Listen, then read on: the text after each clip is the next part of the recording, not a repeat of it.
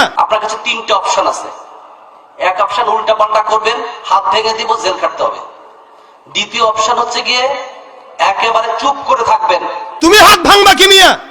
তোমার হাত অটোমেটিক ভেঙে যাবে। কোরআনের বিরুদ্ধে যে কেউ আঙ্গুল তুলেছে, ওই আঙ্গুল দুনিয়ার জমিনে টিকতে পারে নাই, ভেঙে চলে গেছে। কোনদিন কেউ টিকতে পারে নাই। দুনিয়ার জমিনে কোরআনের এই জ্ঞানকে যারা নিভিয়ে দিতে চেয়েছে, তাদের বাপ দাদা 14 গোষ্ঠী নিভে চলে গেছে। আল্লাহর কোরআন কিয়ামত পর্যন্ত টিকে থাকবে ইনশাআল্লাহ। ঠিক কিনা জানেন? ইমানদারের জন্য আল্লাহ যথেষ্ট। এই জন্য অযথা হুমকি টুমকি দিয়েন না। আমরা আপনাদেরকে বন্ধু মনে করি, আমাদের বন্ধু হিসেবে থাকেন। আপনি যেই চাকরি করেন সরকারের, চাকর হয়ে চাকরের মতো ব্যবহার করেন, মালিকের মুনিবের মতো ব্যবহার করেন না, খবরদার। তো বল, মাদ্রাসায় তো যাকাতের টাকা খায়, আল্লাহর বিধান খায়, আপনার মতো ঘুষ খায় না, সুদ খায় বড় লোক হয় না। লজ্জা থাকলে এই কথা কেউ বলে না। আমাদের দেশে কিছু কিছু স্যাররা বলে যে জনগণের টাকা দিয়ে, আমাদের টাকা দিয়ে খায়, আরে আমাদের দেশে উগ্রবাদী মৌলবাদী ছড়ায়, বলে না? দেখেন না আপনারা? একজন স্যার যদি এই কথা বলে যে আমাদের টাকায় তাদেরকে আমরা পালি, জনগণের টাকায় তারা বড় হয়, আমাদের যাকাত খেয়ে তারা বড় হয়, আমাদের সদকা খেয়ে বড় হয়। এই অফিসার সাহেব শুনে রাখেন, ওলামা একরাম, যাকাত যেটা আপনারা দেন মাদ্রাসায়, এই যাকাত আপনার মালটাকে পবিত্র করে। ঠিক কিনা জোরে বলেন? এই মাদ্রাসা যদি যাকাতের ফান্ড না থাকতো, আপনার সম্পদ পবিত্র হইতো না, হারাম খায় ইবাদত নষ্ট করা লাগতো আপনার। মিয়া তো বল, মাদ্রাসায় তো যাকাতের টাকা খায়, আল্লাহর বিধান খায়, আপনার মতো ঘুষ খায় না, সুদ খায় বড় লোক হয় না। লজ্জা থাকলে এই কথা কেউ বলে না। এখান থেকে শিক্ষা নেন। এই এলাকার মানুষ 5 মাসে 9 লাখ টাকা কাউকে কিন্তু দুনিয়ার মহব্বতে দেয় না, কোরআনের মহব্বতে দিয়েছে। কোরআনের মহব্বতে এটা দেয় মানুষ। জনগণের টাকা দিয়া মাদ্রাসার ওলামা একরাম জনগণের খেদমত করে। এটা দিয়ে ওলামা একরাম নিজের বাড়ি বানায় না, 5 তলা বিল্ডিং বানায় না, এটা দিয়ে গাড়ি বানায় না। যা দেখবেন প্রত্যেকটা হিসাব ক্লিয়ার মতো আছে। প্রত্যেকটা ছাত্র, অনেক ছাত্র এতিম এখানে এসে পড়ে, টাকা নাই, জনগণের টাকা এই ছাত্রকে পড়ায়। এই ছাত্র একজন জনগণ, এই ছাত্র একজন জনগণের বাচ্চা। সুতরাং আমরা জনগণের টাকায় বড় হই না, আমরা জনগণের টাকায় জনগণের খেদমত করি। জনগণের টাকায় জনগণের খেদমত। সুতরাং আমরা যাদেরকে মনে করি, এখনো আমরা মনে করি যে পুলিশই জনগণ, জনগণই পুলিশ, তারা আমাদের ভাই, আমাদের বন্ধু, তাই না? আমাদের ভাই, আমাদের বন্ধু তারা।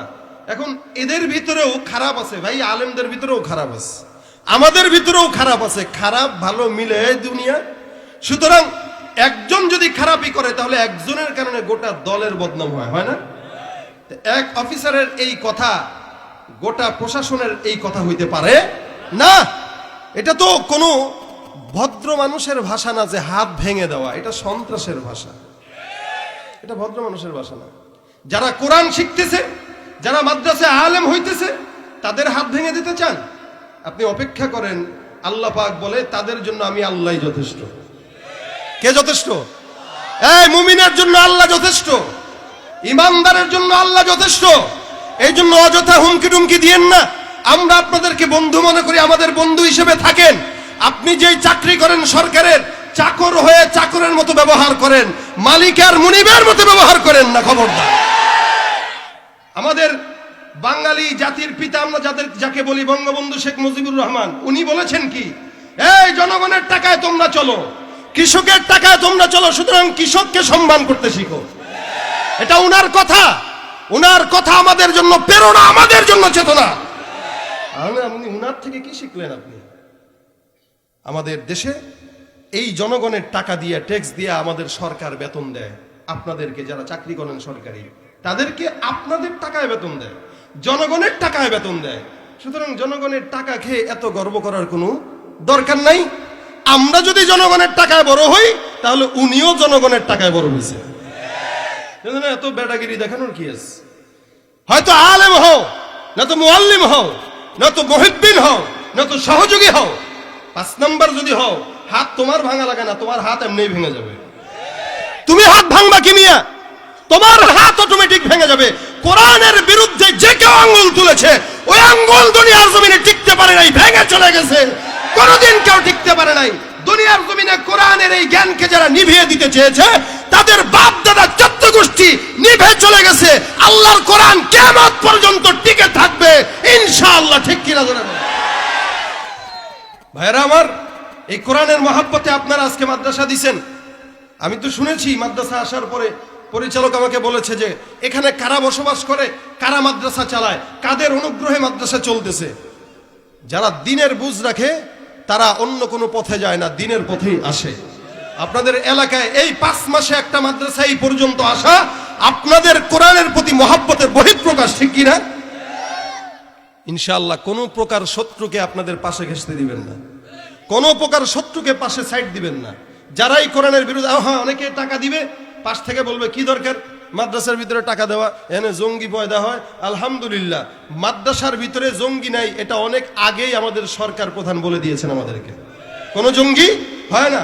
আমরা মৌলবাদ হতে পারি, আমরা উগ্রবাদ নয়। কথা বলেন ঠিক কিনা? উগ্রবাদী আমরা সমর্থনও করি না, এটা আমাদের ইসলামেও নাই। কোরআন শিক্ষা দেয় তোমার দিলে যদি কোরআন থাকে, কোরআনের জ্ঞান তুমি মানুষের কাছে পৌঁছায় দাও।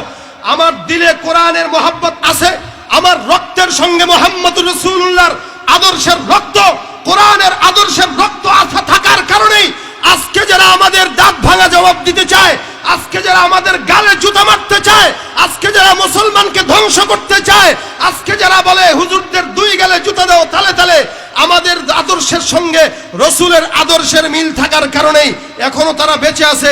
যদি আমার আদর্শের সঙ্গে মদিনাওয়ালা নবীর আদর্শের সম্পর্ক না থাকতো, যেই জিহ্বা দিয়ে আমাদের বিরুদ্ধে স্লোগান দেয় ওই জিহ্বাটা টেনে কুকুরকে খাওয়ায় দিতাম। ঠিক কিনা মনে মনে? এটা আমার কোরআনের মহাব্বতের জ্ঞান, এটা কোরআনের শিক্ষা। ঠিক কিনা জোরে বলেন? কোরআন বলে কেউ তোমাকে আঘাত দেয় তুমি তাকে বরণ করো ভালোবাসা দিয়া। রাসূল করিম শিক্ষা দিয়েছেন। এক সাহাবী মসজিদে নববীতে রাসূলের বয়ান শুনতে আসছে। আসার পরে মুরব্বী গ্রাম্য সাহাবী, বেদুইন যাকে বলে, মূর্খ মানুষ, গ্রাম থেকে আসছে রাসূলের ওয়াজ শুনবে। দেখেন রাসূলের আদর্শ কি, কোরআনের আদর্শ কি। আর রাসূলের আদর্শ মানে কোরআন। আম্মাজান আয়েশাকে জিজ্ঞাসা করা হয়েছিল, হুজুর রাসূলের আদর্শটা কি জিনিস? তো রাসূল, আম্মাজান আয়েশা বললেন, কানা খুলুকুহু আল কোরআন। রাসূলের গোটা জিন্দেগিটাই হলো কোরআন। কোরআন যা, রাসূলের জিন্দেগিটা, রাসূলের জিন্দেগি যা, কোরআন সেটা। মসজিদে নববীতে বয়ান শুনতেছেন। এখন শুনতে শুনতে বেচারা মুরব্বী মানুষ একটু প্রস্রাব ধরে গেছে। এখন আল্লাহর ঘর মসজিদে নববীর ভিতরেই উনি প্রস্রাব সেরে দিছে। আচ্ছা প্রস্রাব যে করতেছে আওয়াজ তো হইতেছে। এখন সাহাবা একদম কয়েকজন দূর থেকে তাকায় দেখে, ইন্না লিল্লাহ, হুজুর ধরতে গেছে। এই রাসূল বলে, থামো, কিছু বইলো না, এরে প্রস্রাব করতে দাও। কোথায় করতেছে? মসজিদে নববীতে করতেছে। করে প্রস্রাব করতে দাও, করুক। হুজুর মসজিদ তো করুক, কারণ প্রস্রাবের মাঝখানে ওরা আটকাইলে ওর ঝামেলা হবে, এই কারণে করতে দাও। তো রাসূলের ইচ্ছা ছিল অন্যটা। বেচারা প্রস্রাব শেষ করলেন, করার পরে এবার সাহাবা একরামরা রাসূলকে বলতেছে, হুজুর এটার বিচার করা দরকার। তো রাসূল বলেন, না, একটা কাজ করো, বালতি নিয়ে আসো, বালতিতে পানি ভরে নিয়ে আসো, আর এই লোকটাকে আমার কাছে ডাকো। রাসূল করিম সাল্লাল্লাহু আলাইহি ওয়াসাল্লাম লোকটাকে ডেকে মাথায় হাত দিয়ে একটু বুঝায় দিলেন যে, বাবা মসজিদ এটা পবিত্র জায়গা, এখানে প্রস্রাব করতে হয় না। আর সাহাবাদেরকে বললেন, তোমরা পানি ঢেলে দাও, এটা পরিষ্কার হয়ে যায়। এখন রাসূল করিম সাল্লাল্লাহু আলাইহি ওয়াসাল্লাম যখন এই আদর্শ দেখাইলেন, এই গ্রাম্য সাহাবী দোয়া করতেছে, আল্লাহুম্মা রহামনি ওয়ারহাম মুহাম্মাদা ওয়ালা তারহাম মা'ানা আহাদা।